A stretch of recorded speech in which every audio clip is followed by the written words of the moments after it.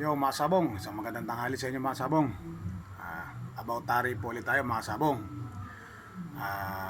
Ngayon po mga sabong ay ipapakita ko po sa inyo kung paano po may iwasan ng pagkabali. Unang-una po mga sabong, dun sa mga manare na bumili sila ng tari na hindi naman natin masabi na yung iba kasi hindi nag-uurong ng tari mga sabong. Nila inuurungan kasi ang tari po kasi natin, yung ganitong talim mga sabong, is malutong po ito mga sabong. Ayan, dapat po natin ito urungan o bagahin mga sabong para kumunat ang ating tari mga sabong. Ngayon, mga sabong, yung sa mga manare, wala naman po kayong acetylene o torch. Tsaka hindi nyo rin naman po alam, hindi nyo alam ang pag-uurong. Meron po tayong isang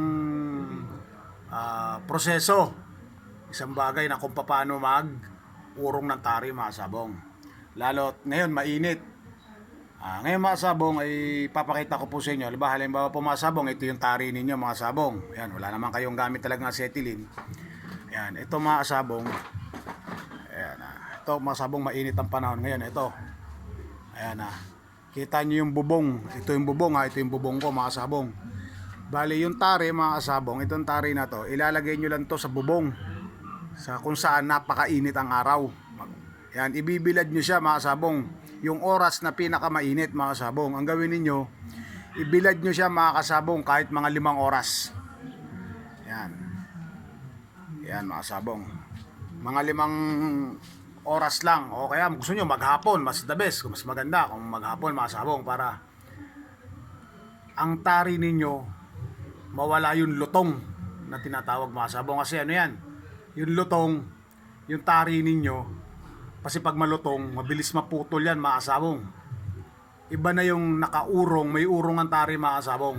Yan, bali ilalagay nyo lang mga sabong. Halimbawa pag ganito, halimbawa ito mga sabong, ibibilad nyo lang ng ganyan, na parang nakaganyan lang sa bubong. Ayan.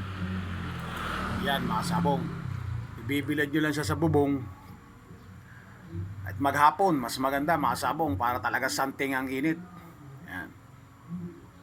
Yan. Para ang tari natin, kumbaga sa magkaroon ng maurungan, kumunat siya mga sabong. Yan. Yun lamang po mga sabong. Para lang po dun sa mga taong sa mga manare na wala silang ka-idea, walang kaalam-alam kung ang tari ba nila inurungan o hindi. Yan.